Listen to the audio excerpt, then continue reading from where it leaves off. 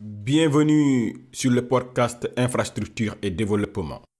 Je suis Mamoudou Bokoum, votre hôte dans ce podcast dédié aux enjeux de développement des infrastructures en Afrique. Ce 10e épisode constitue la dernière partie de notre entretien avec Amadou Thiam sur les enjeux du développement de l'habitat en Afrique, cas du Sénégal. Si vous n'avez pas encore écouté les 2 premières parties, je vous invite à le faire pour avoir des informations sur le cadre institutionnel et organisationnel du développement de l'habitat, les enjeux majeurs du secteur de l'immobilier, les problèmes de sécurité dans la construction au Sénégal, mais également les informations clés sur le programme des 100 000 logements. Dans cette dernière partie, nous apportons des réponses aux questions clés suivantes. Quelles solutions le Sénégal est-il en train de mettre en place pour répondre aux enjeux liés à l'immobilier public? Quels enjeux majeurs retrouve-t-on dans les autres pays du continent?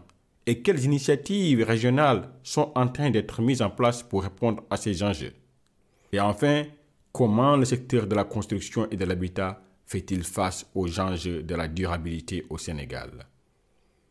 Dans cette dernière partie, nous serons toujours accompagnés de notre invité Amadou Thiam, directeur général de la construction et de l'habitat du ministère de l'Urbanisme, du Logement et de l'Hygiène publique au Sénégal. Amadou est ingénieur de conception en génie civil de l'École polytechnique de Thiès. Il est également titulaire d'un master 3e cycle en mécanique des sols de l'École nationale des ponts et chaussées. Avant son poste actuel, il a été le coordonnateur du pôle de suivi des projets et réformes du plan Sénégal émergent et directeur technique de l'Agence de gestion du patrimoine bâti de l'État où il a aidé à structurer et développer les projets des sphères ministérielles et la Maison des Nations Unies à Diamniadio. Bonjour Amadou. Bonjour Mamoudou. Merci Amadou. Pour démarrer cette dernière partie de notre entretien, j'aimerais un peu sortir de l'habitat et parler de l'immobilier public en général. Le Sénégal a réalisé quelques grands projets pour ce sous-secteur, notamment les sphères ministérielles à Diamniadio et la Maison des Nations Unies que vous avez d'ailleurs structuré et aidé à développer quand vous étiez à l'Agence de gestion du patrimoine bâti. Pourriez-vous parler un peu de ces projets, surtout le problème qu'on essaie de résoudre dans l'immobilier public et les modèles économiques utilisés pour le développement de ces 2 grands projets? Effectivement, l'État, dans sa politique d'optimisation, a inscrit l'immobilier public dans ses priorités pour des questions stratégiques. L'État du Sénégal était paradoxalement le premier propriétaire et au même moment le premier locataire. On avait des factures locatives qui étaient supérieures à 16 milliards chaque année. Et nous observions des déserts administratifs dans certaines localités. Et considérant les défis de l'heure, l'expression de l'État dans ces ors et dans toute sa grandeur était nécessaire. Cette contrainte a été transformée en opportunité. Pour impulser la nouvelle ville de Diamniadio, par exemple, nous avons décidé d'intégrer au niveau de la stratégie de Diamniadio la création d'un puissant attracteur, à savoir l'immobilier public. Donc, en termes de parallélisme, nous pouvons y citer la ville de Putrajaya en Malaisie qui aujourd'hui a été portée par le secteur public et les bâtiments administratifs. Aujourd'hui, au niveau de Diamniadio, environ 15 ministères y sont délocalisés et plus de 30 agences des Nations Unies présentes au Sénégal y déménageront d'ici la fin de cette année. Au total, au niveau de Diamniadio, c'est pas moins de 200 000 mètres carrés de bureaux qui sont produits par l'État et qui vont un peu permettre de booster le secteur. Aussi, toujours, on a fait cela pour favoriser aussi la synergie. Parce qu'avant, les entités d'un même ministère étaient éparpillées dans la ville. Et l'usager du service public devait faire un vrai parcours du combattant pour avoir une signature en participant ou en subissant les embouteillages. Dès lors, il s'agissait de formuler des projets en mesure de transformer les loyers en propriété. C'est pour cela que l'Agence de gestion du patrimoine bâti de l'État, qui aujourd'hui s'appelle SOGEPA, qui a fait sa mue, a pensé à mettre en place un modèle de PPP immobilier qui était structuré de la sorte. L'État donne le foncier et une garantie ferme à payer des loyers suivant une durée convenue d'accord parties. En contrepartie, et conformément à un cahier des charges précis, le privé mobilise les ressources nécessaires à la réalisation complète de l'œuvre, études et travaux, à son ameublement et à son entretien maintenant pendant la durée du leasing. Ce modèle a permis l'installation de la moitié du gouvernement à Diamniadio, l'installation de la prochaine du système des Nations Unies, qui aujourd'hui, eux aussi, sont dans un système de One UN pour des questions pareilles que la nôtre, à savoir plus de synergie, plus de sécurité, etc., etc. Peut-être que dans un autre entretien, nous pourrons entrer dans des détails. Et cela va essayer d'impacter très positivement l'attractivité de la nouvelle ville, ainsi que la redistribution des possibilités de l'État. Voilà. Par exemple, aujourd'hui, pour revenir sur la question peut-être du logement, de plus en plus au niveau des sphères ministérielles de Diamniadio, plus en plus d'agents de l'État qui avant logeaient aux Parcelles Assainies ou à Pékin, aujourd'hui, ils sont partis locataires aux Parcelles Assainies, ils sont propriétaires à Thiès ou bien à Louga et ils arrivent en 15 minutes avec l'autoroute à être au travail. Ils arrivent plus tôt et avec moins de tracasseries que le Dakarois qui est au niveau de la banlieue. Donc, c'est ça l'impact. Maintenant, ce modèle aussi a été expérimenté avec la Caisse des dépôts et consignations dans le cadre des sphères administratives régionales, avec comme région pilote Kaffrine. Donc toujours cette volonté-là de l'État de faire de l'équité territoriale, parce que ces régions-là, que ce soit Kaffrine, Sédhiou et Kédougou, sont les dernières régions qui ont été créées au niveau du découpage administratif. Et malheureusement, les gouverneurs, il n'est pas rare de voir des gouverneurs de ces régions-là vivre chez l'habitant, ce qui n'est pas du tout souhaitable. L'État qui inscrit l'immobilier public dans ses priorités pour des questions stratégiques, l'État aujourd'hui qui trouve en tout cas des modèles économiques pour favoriser la participation du secteur privé pour réaliser donc, des projets qui sont quand même structurants, l'État aussi qui permet quelque part de désengorger Dakar à travers donc des projets qui sont un peu délocalisés, qui diminuent la pression sur Dakar, qui permettent aujourd'hui à des gens d'habiter donc dans la périphérie ou dans d'autres régions et de rejoindre leur lieu de travail. Je pense effectivement que ces projets-là également sont à saluer. Maintenant, juste avant de finir, j'aimerais bien un peu sortir du Sénégal. Je sais qu'il y a pas mal de choses qui se passent dans le continent où les gens se parlent pour faire des partages d'expériences. Aujourd'hui, si vous devez sortir un peu du Sénégal et que vous devez regarder un peu le continent et surtout la sous-région, si on veut, de l'Afrique de l'Ouest, qu'est-ce que vous voyez aujourd'hui comme dynamique dans le secteur de l'immobilier? En effet, la quasi-totalité des pays africains font face à cette urbanisation galopante avec une population majoritairement jeune, donc, qui ont énormément de besoins, d'emploi et de travail, de travail et d'habitat. Une économie portée par le secteur informel, une cohabitation de régimes fonciers, code du domaine de l'État versus droit coutumier, travaillant sur les mêmes problématiques. La commission de l'UEMOA, accompagnée par la Banque mondiale, a mis en place un cadre d'échange sur l'habitat où les études à l'échelle régionale sont décidées et ainsi des études aussi nationales peuvent être partagées. La semaine dernière, par exemple, nous étions, la semaine du 23, nous étions à Ouagadougou, entre points focaux de l'habitat à l'échelle de l'UEMOA pour échanger sur des questions pareilles. Maintenant, aujourd'hui, lorsque nous discutons, que ce soit Sénégal, Burkina, Togo, Bénin ou Côte d'Ivoire, nous avons quasiment les mêmes défis.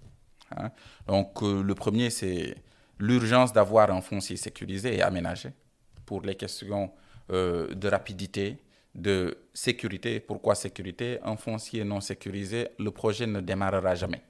Et aussi, on connaît nos urgences.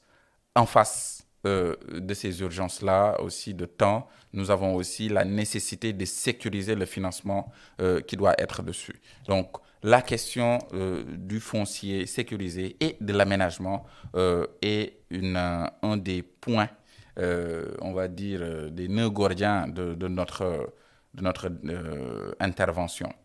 Donc, maintenant, si on va dans le détail, on a la nécessité d'avoir des outils de planification de toutes nos zones d'habitation. Malheureusement, très souvent, on fait, on va dire, de la régularisation. Les populations s'installent plus rapidement que la mise en place de nos outils de planification et donc très souvent on est obligé de revenir, de trouver les populations en l'état et de faire des restructurations pour permettre demain à des voitures de sapeurs-pompiers d'entrer dans les zones ou bien une ambulance de pouvoir venir évacuer un malade. Donc la nécessité d'avoir des outils de planification pour l'ensemble de nos projets. La nécessité d'avoir un cadastre pour nos pays. L'immatriculation de nos fonciers est un gage de succès de tous nos projets de développement ayant une composante mobilisation foncière. Malheureusement, si vous voyez le Sénégal, on a quasiment moins de 10% du pays qui est immatriculé, ce qui n'est pas facile après pour un promoteur ou bien un investisseur de manière générale. Nous avons aussi la nécessité de simplifier, nous tous, à l'échelle communautaire, la simplification de la production des titres de propriété est un impératif. On en a parlé tout à l'heure. Le Sénégal a mis en place son guichet unique. Cependant, à titre d'exemple de bonnes pratiques à l'échelle communautaire, nous pouvons citer la Côte d'Ivoire avec l'arrêté de concession définitive, communément appelé ACD, qui est le seul et unique acte qui confère la propriété d'un terrain urbain et pour lequel aujourd'hui, ensemble, nous sommes en train de voir comment rendre cet exemple-là, comment on peut le vulgariser pour que les autres pays aussi puissent copier la Côte d'Ivoire sur cette bonne pratique. Nous avons aussi la nécessité d'avoir des aménageurs publics. Donc là, l'expérience du Sénégal avec la SAFRU, la Société d'aménagement foncier et de rénovation urbaine, qui est baquée dans ses premières années pour faire l'équilibre sur des perfusions de l'État, mais qui, in fine, va faire de la captation de la plus-value foncière aussi et citer comme exemple, et nous sommes en train d'expliquer aux autres pays africains comment nous avons mis en place notre système et ensemble converger vers une résolution définitive de ce point. La question aussi du financement est une question transversale. Il est dit que l'argent est le nerf de la guerre. Dans le secteur de l'habitat, c'est encore plus vrai. Un triste constat est à faire, l'argent coûte trop cher dans nos États. Que cela soit pour les aménagements, les promoteurs ou les acquéreurs. Et aussi, comme dit plus haut, les instruments classiques de financement ne sont pas du tout adaptés à nos réalités. Des discussions urgentes devraient être entreprises avec la BCEAO pour adresser cette question. Pourquoi pas avoir des taux préférentiels pour le secteur de l'habitat, compte tenu de la chaîne de valeur et de l'impact économique du secteur, tel que, par exemple, l'impact sur l'emploi dit tout à l'heure pour le Sénégal. Les instruments de garantie aussi devraient prendre davantage de place dans le dispositif de financement. Les contraintes des institutions de Bretton Woods nous empêchent malheureusement d'avoir recours à des garanties gouvernementales, qui est, il faut le reconnaître, une des solutions privilégiées pour la production massive et rapide d'infrastructures.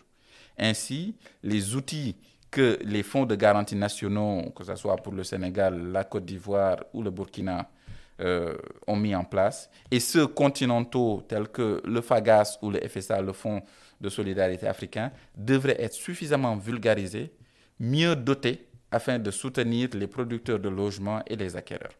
S'agissant des aménageurs, une idée de mise en place d'un instrument dédié à faciliter le financement de ces maillons indispensables sera pour financer l'aménagement au Sénégal et dans la sous-région et de plus en plus discuter avec les bailleurs. Et je pense que dans les mois à venir, nous pourrons mieux discuter de cette question-là. Maintenant, à côté de cela, il y a quelque chose, moi personnellement, qui me tient à cœur, c'est la nécessité vraiment d'industrialiser notre secteur. Et donc ça, c'est vraiment le troisième défi que nous devons prendre à bras le corps. Les chocs internationaux, que ce soit le Covid ou bien le conflit russo-ukrainien, et leurs impacts sur la rareté des intrants et la volatilité de leurs prix, doivent nous pousser à transformer cette contrainte en opportunité. Le Sénégal, à titre d'exemple, importe plus de 60% des intrants du bâtiment et c'est quasiment la même situation, voire pire, pour les autres pays de la sous-région. Nous devons dès à présent réfléchir à produire certains intrants à l'échelle nationale et mutualiser les facteurs, les non-moyens de production à l'échelle sous-régionale. Moi, ce sera vraiment une excellente chose si demain, les questions dans nos maisons, maintenant, systématiquement, nous avons un système de faux plafond, donc nous avons un fort recours au plâtre. Si nous avons la possibilité d'installer à l'échelle, on va dire, africaine, une usine de production de ces produits au niveau de la Mauritanie, qui a de grandes réserves de gypse, si nous avons la possibilité, soit au Gabon ou bien dans un pays qui signe une convention sud-sud avec le Gabon, de produire tous les produits liés au bois, que ce soit des portes, des fenêtres. Vous savez, rien que pour le projet des 100 000 logements, nous sommes à plus de 300 000 portes. Donc, c'est vraiment des opportunités d'investissement qui, avec la conjoncture économique et ces mutations, il faut se dire la vérité, ces mutations ne sont pas prêtes de partir, nous en aurons d'autres. Donc, il faut qu'on se prépare à intégrer ces questions-là. Et aujourd'hui, à l'ère de la ZLECAf et d'une ferme volonté de nos dirigeants à renforcer l'intégration économique africaine, nous devons travailler à être moins exposés à ces chocs exogènes. Donc voici ces trois grands sujets sur lesquels nous travaillons au niveau communautaire. Ce sont des défis que nous partageons tous. Merci Amadou et j'aime bien effectivement ce que vous dites. Et je dis souvent que autant on peut avoir des enjeux qui nous sont propres au niveau national, mais quand on regarde aujourd'hui le continent, avec le niveau de développement que la plupart, on va dire, des pays ont, on retrouve facilement des enjeux qui sont partagés. Et créer des cadres où on peut se parler, on peut partager de l'expérience, on peut identifier des synergies également pour essayer de résoudre nos problèmes, c'est impératif. Si on peut aujourd'hui effectivement créer un marché pour réduire nos importations intercontinentales, ça doit être un élément sur lequel tous les pays de l'Afrique devraient se concentrer. Donc, je suis content de savoir que c'est une dynamique, en tout cas, que les gens se parlent et que les gens essaient d'identifier des solutions à ça. Et juste peut-être pour finir, je ne sais pas si vous avez un dernier mot, parce que je sais qu'on peut rester ici plusieurs heures sur là-dessus, mais est-ce qu'il y a quelques éléments particuliers sur lesquels vous voudrez nous partager comme mot de la fin avant de clôturer cet entretien? En résumé, nous pouvons dire que les perspectives économiques et la stabilité géopolitique du Sénégal nous maintiennent sur une tendance très favorable. Cependant, les défis sur le foncier, les procédures administratives, la production massive et rapide et ses corollaires, les changements climatiques et le financement sont autant de questions d'intérêt majeur pour les gouvernants que nous sommes. Et durant cet entretien, vous avez vu que le Sénégal, pour l'ensemble de ces, on va dire, défis, est en train de développer une solution qui est bien mûrie et très bien portée par le top management. Donc, on peut dire que le Sénégal aujourd'hui est sur une excellente tendance pour produire suffisamment et de manière structurelle des logements et des logements de qualité. Il est important aussi de dire que les défis du changement climatique sont très bien intégrés dans cette dynamique-là, dans la mesure où, au niveau du Code de la construction au Sénégal, nous avons intégré cette notion de green building. Nous avons aussi intégré cette question de réduction, et pour même parler comme mes amis environnementalistes, cette question de l'adaptation, nous l'avons intégrée. C'est pour ça que nous avons doté davantage de ressources la SAFRU pour qu'elle intègre, par exemple, les questions d'inondation. Et nous avons aussi mis en place des systèmes de certification qui sont plus à même de prendre en compte nos réalités, parce que à l'échelle internationale, les grandes certifications, que ce soit le HQE, le BREEAM, le LEED, etc., ne sont pas toujours très en adéquation avec notre système. Nous sommes en train vraiment de booster cette question-là du green building de manière générale pour pouvoir accompagner, parce que nous sommes en train de construire les bâtiments de demain. Nous ne sommes pas en train de construire les bâtiments d'hier ou les bâtiments d'aujourd'hui. Et toutes ces réflexions-là sont intégrées, sont bien infusées dans les solutions qui sont aujourd'hui intégrées par le Sénégal. Et donnons-nous rendez-vous dans 5 ans. Et c'est vraiment des villes totalement différentes que nous allons produire à l'échelle du Sénégal, mais aussi vu ce qui se fait à l'échelle communautaire et à l'échelle africaine. Donc, nous pouvons dire que le Sénégal et l'Afrique est en train vraiment de vouloir capter cet impact positif que l'urbanisation saine doit nous donner.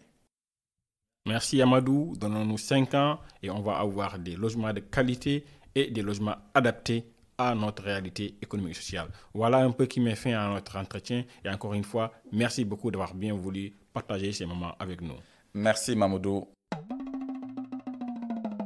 Le développement de l'Afrique passera inévitablement par le développement d'infrastructures qui favorisent une croissance économique durable et inclusive, une économie du bien-être. Ceci fait du développement des infrastructures une affaire pour tous, une affaire de tous. Merci beaucoup d'avoir écouté cet épisode du podcast Infrastructure et Développement. Ceci est un cadre d'échange pour vous. Partagez-le autour de vous et n'hésitez pas à nous laisser des commentaires pour nous faire part de votre appréciation et de vos suggestions d'amélioration. À très bientôt pour un autre épisode.